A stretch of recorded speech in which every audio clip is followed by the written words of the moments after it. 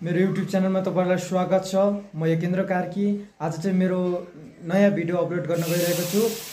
फापरको पिठोलाई कसरी रोटी बनाउने तपाईहरु हेर्नुहोस् गाइजहरु। मन पर्यो भने लाइक शेयर र कमेन्ट गर्नु नबिर्सिदिनु होला।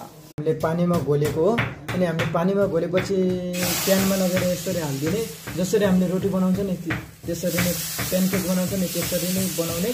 तर यो चाहिँ हाम्रो गाउँमा चाहिँ यसलाई चाहिँ लगड भनिन्छ। गाइजहरु यस्तै भिडियो तपाईहरुलाई बनाउन मन छ भने तपाईहरु मेरो YouTube च्यानलमा जोडिनु होला।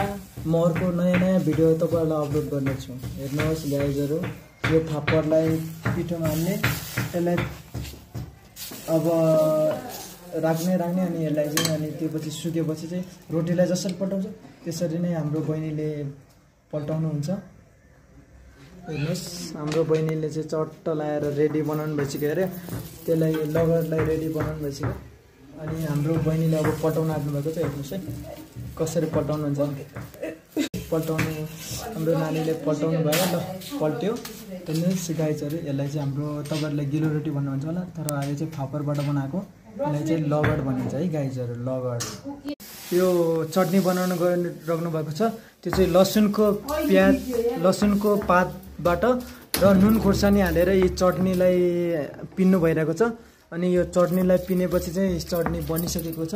हेर्नुहोस्, तपाईलाई यदि बनाउन मन छ, मेरो युट्युबमा जोडिन मन छ भने तपाईहरुले लाइक सब्स्क्राइब र शेयर गर्नु होला र अझै मेरो नयाँ भिडियोको लागि पर्खाइ गर्नु होला है।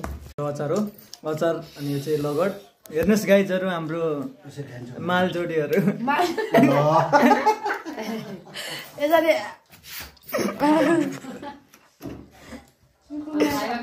हाम्रो भाउजू घाटा हुन्छ भन्नु भइरहेको छ।